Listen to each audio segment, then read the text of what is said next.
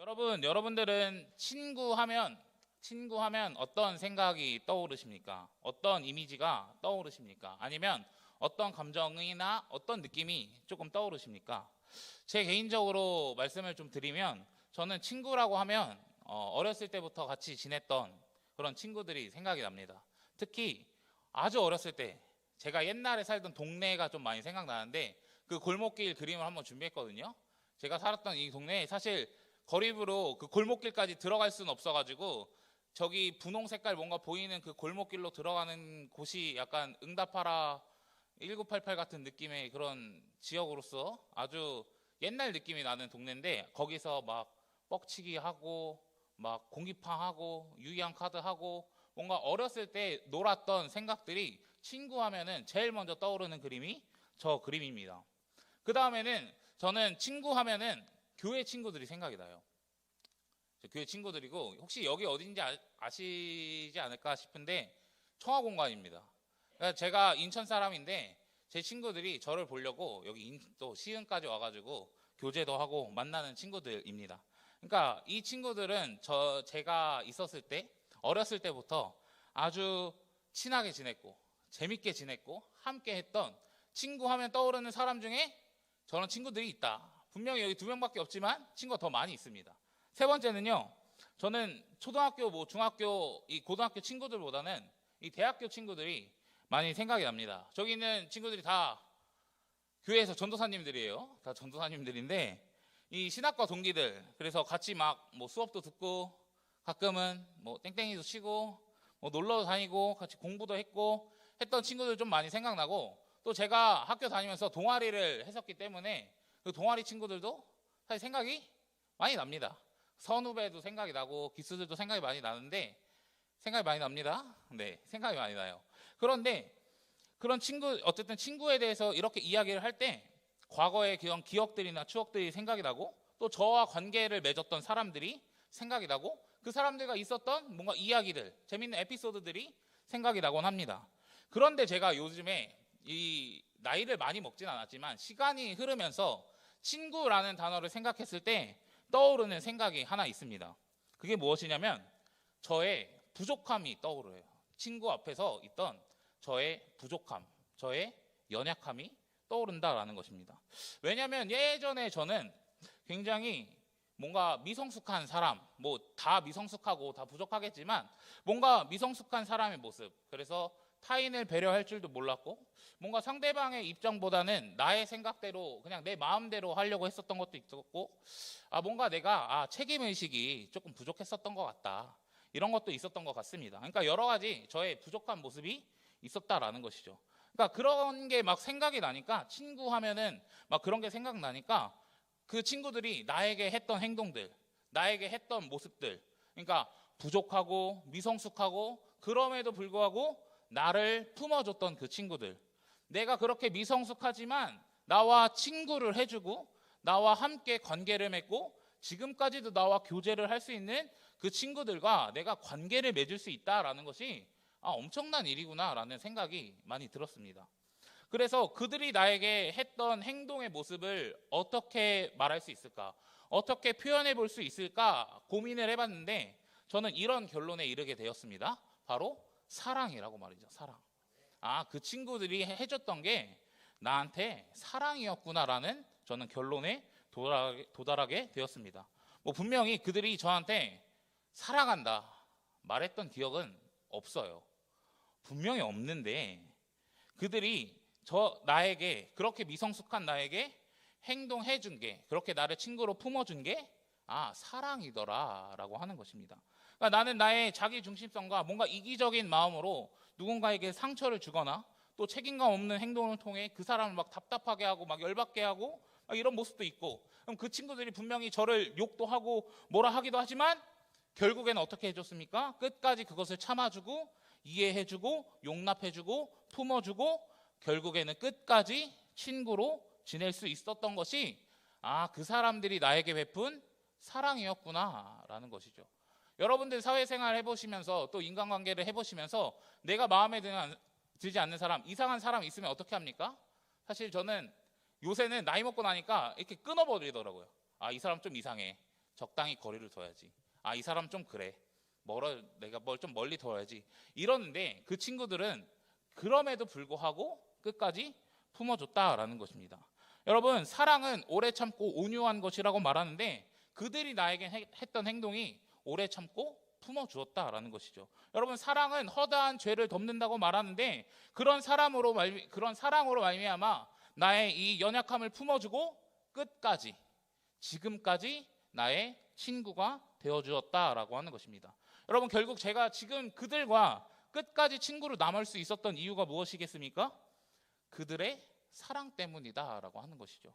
내가 잘해서가 아니라요, 그들의 사랑 때문에, 그들이 나를 품어줬고 그들이 나를 용납해줬기 때문에 친구가 되어줄 수 있었던 것입니다. 그렇게 미성숙한 나를 만약에 품어주지 않았다면, 그들이 나를 외면하고 버렸다면 저는 아마 그들과 친구할 수 없었을 것입니다. 그러니까 제가 지금까지 그들과 관계를 맺을 수 있는 이유는 제가 잘해서가 아니라 그들의 사랑 때문이었다라고 하는 것이죠. 여러분, 오늘 말씀해 보니까 이 말씀은 예수님께서 제자들에게 하는 말씀입니다. 그때 친구의 개념에 대해서 이야기를 하기 시작해요. 예수님의 이 친구의 개념에서도 핵심은 무엇일까요? 바로 사랑이라고 하는 것입니다. 사랑 안에서 온전한 친구의 관계를 누릴 수 있다라는 거예요. 저희 13절 말씀인데요, 저희 13절 말씀 같이 한번 읽어보도록 하겠습니다. 13절 말씀 시작.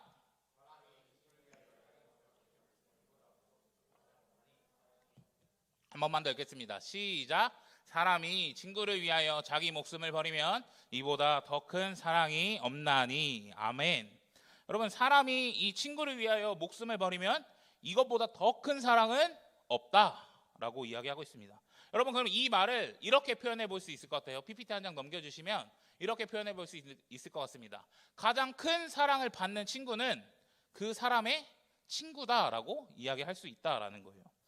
여러분, 그렇게 희생할 정도의 그 사랑을 받는 그 사람은 친구가 될 수 있다라는 것이죠. 그러니까 사랑을 받는 자가 그 사랑을 해주는 사람의 친구가 된다라는 것입니다. 그러니까 제가 누군가에게 그런 큰 사랑을 베푼다면 그 사람은 나에게 친구가 된다. 내가 그에게 친구를 맺어준다라고 하는 것이죠. 여러분, 제자들은 아마 이 말씀을 이때는 바로 이해하지 못했을 것입니다. 그러나 여러분, 신약성경, 특히 이 복음서의 내용을 잘 알고 있는 우리는 이 말씀을 잘 이해할 수 있습니다. 여러분, 예수님께서 우리에게 큰 사랑을 베풀어 주셨습니다. 어디서 그 큰 사랑을 베풀어 주셨죠? 바로 십자가라는 것입니다. 십자가 위에서 우리에게 그 큰 사랑을 베푸셨습니다. 여러분, 13절에 큰 사랑은 자기 친구를 위하여 자기 목숨을 버리는 것인데, 여러분, 버리는 것인데 예수님께서는 십자가에 어떻게 하셨죠? 자기 목숨을 버리셨다라고 하는 것입니다. 그런데 그냥 버리신 건가요? 그냥 버리신 건가요? 아니죠. 저와 여러분들을 위해 버리셨다라고 하는 것입니다. 온 인류를 위해 십자가에서 죽으심으로 말미암아 그 큰 사랑을 보여주셨다라는 거예요. 그럼 그 큰 사랑과 은혜를 경험한 자는, 그 사랑을 체험하게 된 자는 친구가 된다라고 이야기했습니다. 그러면 예수님은 저와 여러분들을 위해, 우리를 위해, 더 나아가 온 인류를 위해서 뭐가 되어주신 거죠? 친구가 되어주셨다라는 사실입니다. 여러분, 십자가에서 나의 죄를 위해서 죽으심으로 말미암아 나에게 친구가 되셨다는 그 사실을 여러분들이 꼭 기억하셨으면 좋겠습니다. 여러분, 예수님이 나에게 이 친구로 다가오신 그 사건은 단순히 내가 너와 친구할게 이런 사건이 아니라 우리에게 놀라운 구원의 사건이 된다라는 거예요. 나를 살리신, 나를 죄에서 자유케 하시는 그 구원의 사건이 된다라고 하는 것입니다. 여러분, 신약 성경의 수많은 내용을 보게 되면 예수님이 수많은 병자들, 그리고 수많은 소외된 자들, 그리고 사회적으로 연약한 자들에게 찾아가셨습니다. 그리고 그들의 친구가 되어주셨다라는 것입니다. 그러면서 그들에게 친구가 되어주셨을 때 그들에게 어떤 일이 일어나게 되죠? 바로 그들이 치유케 되고 회복케 하고 소망이 갖고 희망을 갖는 일이 일어나게 된다라는 것이죠. 이것이 무엇입니까? 바로 구원의 사건이라고 하는 것입니다. 여러분, 예수님이 우리의 친구가 되신다는 것은 매우 놀랍고 매우 큰 엄청난 사랑이라는 것을 꼭 기억하시는 우리 청년들이 되기를 예수님의 이름으로 간절히 축복합니다. 여러분, 그래서 그 사랑을 경험한 모두는 나의 공로가 아니라 그분의 사랑과 은혜로 말미암아 친구가 되었다는 사실을 꼭 기억하셨으면 좋겠습니다. 그래서 나의 죄를 품어주시고 나의 연약함을 품어주시고 내가 죽어야 하는데 나 대신 죽으심으로 말미암아 놀라운 사랑을 보여주신 우리의 친구가 되신 예수 그리스도를 꼭 기억하셨으면 좋겠습니다. 그래서 예수님은 여러분 저와 여러분들을 위해 친구가 되시기 위해 십자가에 매달려 죽으셨다라는 것을 꼭 기억하셨으면 좋겠습니다. 그런데 여러분 예수님의 친구의 개념은 여기서 끝나지 않는다라는 거예요. 우리도 다 친구가 있지만 그 중에 또 찐친이 있지 않습니까? 정말 친한 친구가 있다라는 거예요. 진짜 막 마음이 막 통하고 막 영원히 막 함께하고 막 내 마음을 전부 다 토해낼 수 있는 그런 친구 말이죠. 예수님은 그 찐친의 개념을 14절에서 말씀하고 있다라는 거예요. 우리 14절 말씀 한 번 더 같이 읽어보도록 하겠습니다. 14절입니다. 시작. 너희는 내가 명하는 대로 행하라. 곧 나의 친구라. 여러분 예수님의 이 찐친의 개념은 무엇입니까? 내가 명하는 대로 행하는 것. 내가 명하는 대로 행하는 것입니다. 예수님의 말씀에 순종하는 사람을 이야기하는 것입니다. 그럼 우리는 이런 생각을 할 수 있습니다.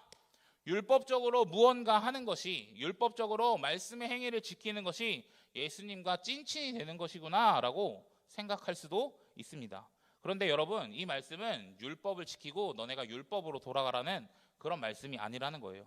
예수님의 말씀에 따르고 순종하는 것이 예수님과 찐친이 되는 것이 율법이라고 이야기하고 있지 않다라는 거예요. 이 말씀은 여러분 15절의 말씀을 봐야 이해할 수 있습니다. 이 15절의 말씀을 보시면 이 주인과 종의 관계 그리고 이 찐친의 관계를 다루고 있다라는 것이죠. 여러분 종과 주인의 관계는 어떻습니까? 종은 주인이 하는 것을 알지 못한다라고 말하고 있습니다. 여러분 종은 이 주인의 모든 것을 알지 못합니다. 그러니까 그의 마음이나 그의 생각이나 그가 하고자 하는 모든 것들을 알 수 없다라는 것이죠. 그냥 시키면 하는 게 종이라는 것입니다. 그러나 여러분 찐친은 다르다라는 거예요. 진짜 친한 친구는, 정말 친한 친구는 그 친구의 마음과 생각을 다 알고 있다라는 것이죠. 그리고 그가 하고자 하는 것도 다 알고 있다라는 것입니다. 그러니까 그것을 모든 것들을 다 알고 있다라고 말이죠. 그래서 말씀은 이렇게 기록하고 있습니다. 내가 내 아버지께 들은 것을 다 너희에게 알게 하였습니다. 그 사랑을 경험한 자, 그 예수님과 친구가 되는 자는, 정말 찐친이 되는 자는 어떤 마음을 아는 것입니까? 예수님의 마음을 알고요, 하나님의 마음을 안다라는 거예요. 그 뜻을 아니까, 그 뜻을 알면 어떻게 행동하겠습니까? 그 사람에게 그 마음에 맞춰서 행동하게 되는 거예요. 내가 단순히 이 사람에게 잘 보이기 위해서 이렇게 착착착착 하는 게 아니라 그 친구의 마음이 이거니까 나도 이렇게 행동해야겠구나 라는 게 든다라는 거예요. 그럼 14절은 이런 말씀과 같다라는 거예요. 그럼 예수님의 그 큰 사랑을 통해서 아버지의 마음과 예수님의 마음을 알게 하셨으니 그 뜻에 맞춰서 우리가 반응하고 행동한다라는 것입니다. 그럼 자기 목숨을 버리기까지 그 큰 사랑을 보여주신 그 예수님의 마음을 우리가 아니까 그 사랑과 순종의 마음으로 다시 우리 자신을 하나님께 올려드리는 모습. 그러니 율법이 아니라 감동과 감격으로 그 계명을 지키며 나아간다라는 것이죠. 그러면 우리는 이제 이 고민을 한번 해보아야 합니다. 내가 너희에게 명령하는 것이 도대체 무엇일까요? 우리에게 바라는 것이 무엇일까요? 도대체 그 계명이 무엇일까요? 우리 12절 말씀인데요. 12절 말씀에 아주 잘 나와 있습니다. 12절 말씀 한번 같이 읽겠습니다. 시작. 내 계명은 곧 내가 너희를 사랑한 것 같이 너희도 서로 사랑하라 하는 이것이니라. 아멘. 여러분 여기서 말하는 계명, 예수님이 우리에게 원하시는 것이 무엇입니까? 서로 사랑하는 것입니다. 여러분 예수님이 우리에게 원하시는 것이 무엇입니까? 서로 사랑하는 것. 그것을 원하고 있다라는 거예요. 그럼 이 말을 우리 본문에서 좀 다르게 표현하면 서로에게, 다른 사람에게 뭐가 되어줘야 합니까? 친구가 되어주라고 이야기하고 있다라는 거예요. 예수님이 십자가에서 나를 위해 죽으심으로 사랑을 보이시고 친구가 되어주셨던 것처럼 이제 나도 우리 공동체의 지체들에게, 나의 다락방 식구들, 친구들에게, 이 대학 청년부 공동체에게 사랑을 보여주고 친구가 되어주라고 이야기하고 있다라는 것입니다. 청년 여러분, 우리가 서로가 서로에게 친구가 되어주시기를 예수님의 이름으로 간절히 축복합니다. 우리 공동체에 있는 지체들에게 친구가 되어주십시오. 사랑을 베풀고 사랑을 행동하는 것으로 서로가 서로에게 친구가 되어주십시오. 그게 예수님께서 우리에게 바라고 원하는 모습이라고 하는 것입니다. 여러분 예수님의 새 계명은 내가 너희를 사랑한 것 같이 너희도 서로 사랑하라고 말하고 있습니다. 그러니까 매우 적극적인 사랑의 모습이라고 하는 거예요. 단순히 말과 혀로만 사랑하는 것이 아니라 행함과 진실함으로 사랑하는 것입니다. 적극적인 모습, 행동하는 모습. 그래서 희생하고 배려하고 내 물질과 내 시간까지 내어줄 수 있는, 더 나아가서는 나의 목숨까지 내어줄 수 있는 그 사랑을 바라고 기다리고 계신다라고 하는 것입니다. 그런데 여러분, 저는 이 공동체 안에 사랑할 수 없는 큰 이유, 사랑할 수 없는 가장 큰 문제점이 있다면 저는 이것을 이야기해보고 싶습니다. 바로 무관심이라고 하는 것입니다. 무관심. 우리는 서로에게 무관심하다라는 것입니다. 여러분, 옆에 지금 함께 예배하는 자들이 많이 있습니다. 어때요? 그 사람들의 삶에 관심이 있으신가요? 정말 나랑 친한 친구가 아니면 사실 관심이 없다라고 하는 것이죠. 우리 공동체 안에 분명히 함께 지내는데 관심이 없다라고 하는 것입니다. 그가 어제 어떤 하루를 보냈는지 궁금하십니까? 요즘 그의 생각이 무엇인지 궁금하십니까? 우리는 솔직히 말해서 궁금해하지 않다라는 거예요. 그런데 여러분, 관심이 없으면 사랑을 베풀 수 없어요. 그의 삶이 어땠고 무슨 생각을 하고 있고 어떤 어려움을 겪는지 알아야 그들의 관심을 알고 그들의 필요를 채워줄 수 있는데, 사랑을 베풀 수 있는 것인데 관심이 없으면 사랑할 수 없다라고 하는 거예요. 공동체 안에 가장 큰 문제점, 무관심이라고 하는 것입니다. 사랑하는 청년 여러분, 우리가 공동체 안에서 서로가 정말 서로를 사랑할 수 있는 공동체가 되길 소망합니다. 근데 이 무관심을 넘어서 이 넘치는 관심 있잖아요. 정말 넘치는 관심으로 서로 사랑하는 공동체가 되었으면 좋겠습니다. 여러분, 이 공동체라는 말을 영어로 커뮤니티라고 하죠. 커뮤니티. 근데 이 커뮤니티 어원은 이 라틴어에서 나왔는데 이 두 가지 단어의 합성어라는 것입니다. 앞에와 뒤에를 이게 나눠서 커뮤할 때 앞에 거를 이제 함께라는 의미로 이야기하고요. 뮤니티, 그 단어를 이제 선물이라고 하는 것입니다. 그러니까 어떤 의미를 가지고 있냐면 서로가 서로에게 선물이 되어준다라고 이야기를 하는 것이죠. 한 장 넘겨주시면 PPT가 계속 있습니다. 어쨌든 사랑을 베푸는 것을 통해 친구가 되고, 제가 PPT를 잘못 만들어 보네요. 죄송합니다. 사랑을 베푸는 것을 통해 서로 함께 지내며 선물이 되어준다라고 이야기를 하는 것입니다. 그러니까 A가 B에게, 그리고 B가 A에게, 서로가 서로에게 함께하며 선물이 되어주는 게 공동체라고 하는 것이죠. 그래서 우리가 이 계명을 지킴으로 예수님과 정말 친한 친구가 되고, 또 사랑을 베풀고 행하는 것을 통해 서로가 서로에게 정말 친한 친구가 될 수 있는 우리 청년들이 되셨으면 좋겠습니다. 그래서 우리 주변의 지체들에게 한번 인사해 볼까요? 오늘 설교 제목으로 한번 인사해 봤으면 좋겠는데요. 제 친구가 되어주세요. 한번 인사해 보겠습니다. 제 친구가 되어주세요. 아주 분위기가 삭막해요. 한 번만 더 인사해 볼까요? 제 친구가 되어주세요.